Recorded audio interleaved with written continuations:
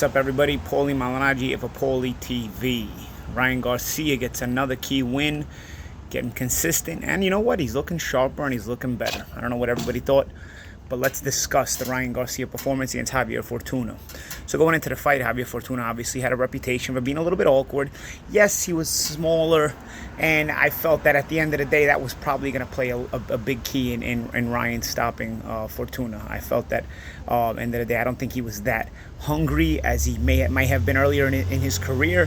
And I felt like even in the Adrian Granado fight, I felt like Fortuna had already looked for a way out. So I felt like Fortuna is solid, he's good, he's given a lot of guys tough fights, but he's naturally smaller, and he's not really, as you get older and you get to the later part of your career, your desire to dig in really starts to fade away a little bit. Trust me, I felt the same thing later in my career. So in saying that, I felt like this was a solid opponent for Ryan Garcia in terms of the next level of progression in staying busy and getting to bigger fights. So listen, he's talking about guys like Tank Davis and stuff like that. I personally don't really believe that he really wants to fight those guys, but you know, it's nice to have the conversation, especially when you're a guy who's being followed a lot and has a lot of notoriety and has a lot of press coming his way. And if he starts talking about big names, the press automatically starts to jump on those conversations, right? But I don't think Ryan Garcia had been really that serious about wanting to fight those fights. First of all, I don't really know why you're calling out Tank Davis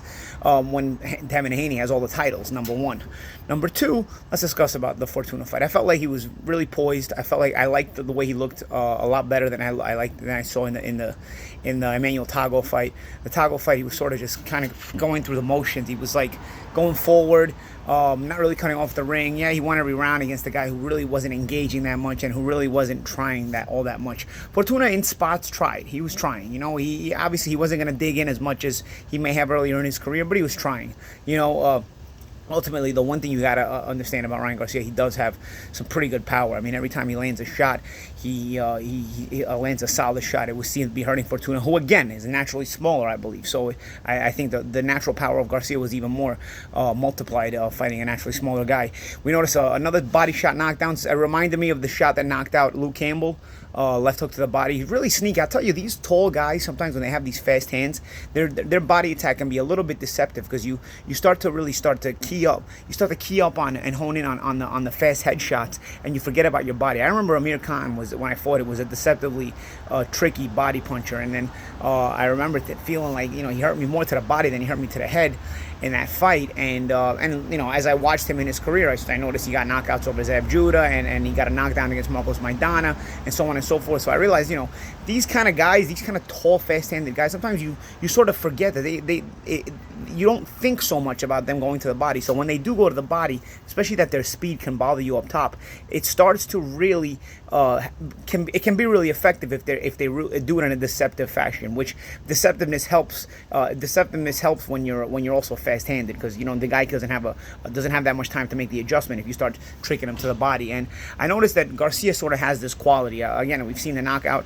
of Luke Campbell to the body, and then we saw also the knockdown of Fortuna on the weekend.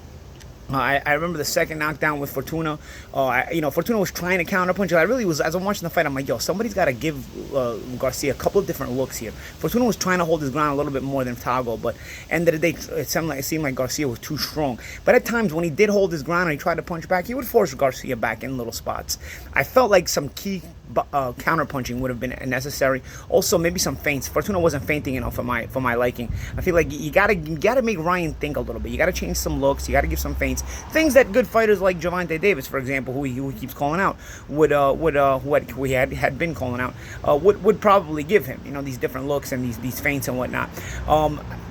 Fortuna was attempting a counter shot over the top, or a counter left hand, and when the second knockdown came, Garcia threw a right hand. Fortuna made the right move. He tried to, rock back and come with a counter left hand, but he dropped his right hand. Again, small fundamental things really matter at a world-class level. And you notice he's trying to rock on the right hand that Garcia throws, and he's trying to counter him with the left hand. And he does do that. He comes forward, but Garcia's not just throwing the right hand on his own. He's throwing the left hook behind it as well. So his left hook beats Fortuna to the punch. Fortuna was attempting the straight left hand counter. And what happens? If you beat him to the punch and his glove was up, Fortuna may still be able to land that left hand to the head. But instead, Fortuna's glove, right glove is a little low, and the hook hits him to the head, and he goes down, and the straight left hand counter never lands. Again, small fundamentals make a big difference. And finally, the knockout combination was a simple 1-2-3. I felt like I hit him a little bit behind the ear, but those are legal shots, not rabbit punches, and those can kind of hurt too. But I felt like Fortuna, every time he got knocked down, he just had less and less belief in himself. And eventually, you know, that three-punch combination, really sweet, just a crisp three-punch combination, was all she wrote. I'm starting to wonder. I don't know if anybody knows this. I'm not really sure if Garcia is a converted southpaw, if he's a guy who's born lefty, but he fights in the right-handed stance, sort of like Oscar was, you know, his promoter, who had a terrific left hand as well. He was a converted southpaw, because Garcia's left hand is really, really educated, really sharp. He has a sharp right hand, but he doesn't throw it with a lot of power. He seems to like just shoot it out straight like a dart, as opposed to, you know, trying to whip a lot of weight behind it. But he does get great weight behind the left hook.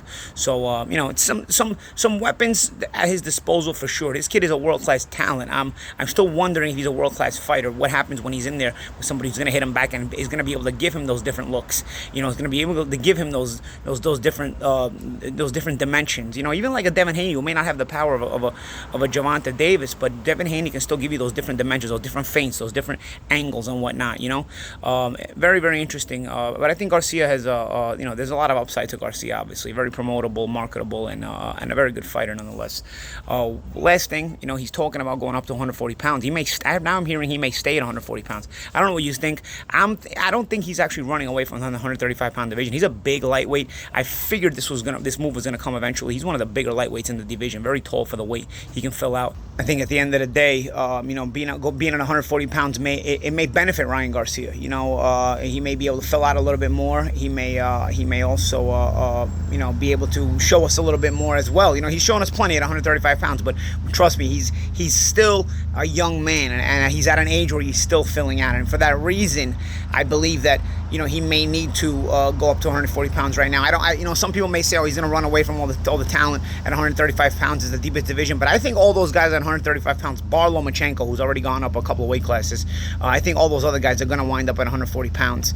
And we'll be seeing these fights that we were expecting to see at 135 pounds. We probably will see them at 140 pounds. So I can't really, I wouldn't really knock Garcia for going up to 140 pounds right now. I was starting to wonder how he's able to make that weight so consistently, 135 pounds, even as he's getting older. Because I remember when I was about 21, 22 years old, I went up to 140 pounds from 135 pounds. It's at the, I think Garcia's a little older than that now, but still, it's when you're that tall and you're that thin, you're able to really fill out and put on more weight. We saw his promoter Oscar De La Hoya do this very well, also. So that's my take on Ryan Garcia, on the possibilities of his future. I think he's gonna probably stay at 140 pounds. That's my prediction.